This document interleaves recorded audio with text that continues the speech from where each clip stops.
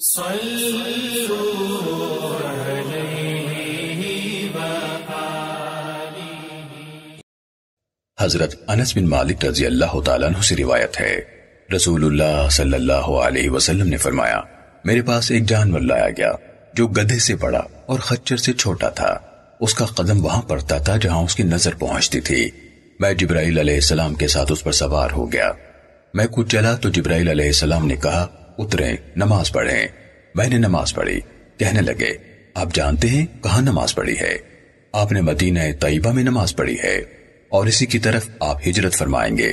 پھر کہنے لگے، اتریے، نماز پڑھیے۔ میں نے نماز پڑھی۔ کہنے لگے، آپ جانتے ہیں کہاں نماز پڑھی ہے؟ آپ نے طور سینا میں نماز پڑھی ہے، جہاں اللہ تعالیٰ نے موسیٰ علیہ السلام سے کلام کیا تھا۔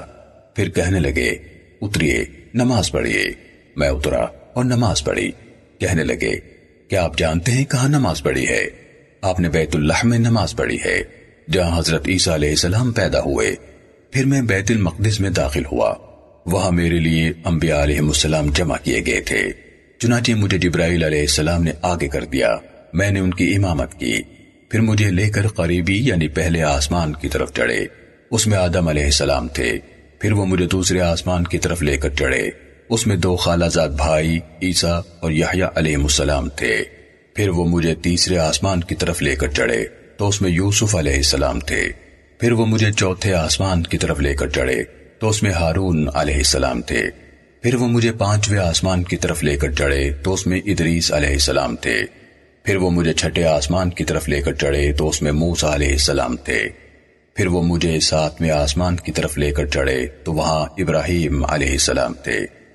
پھر وہ مجھے ساتویں آسمان سے اوپر لے گئے تو ہم سدرۃ المنتہا تک پہنچے، وہاں مجھے ایک بادل نے ڈھانپ لیا، میں سجدے میں گر پڑا۔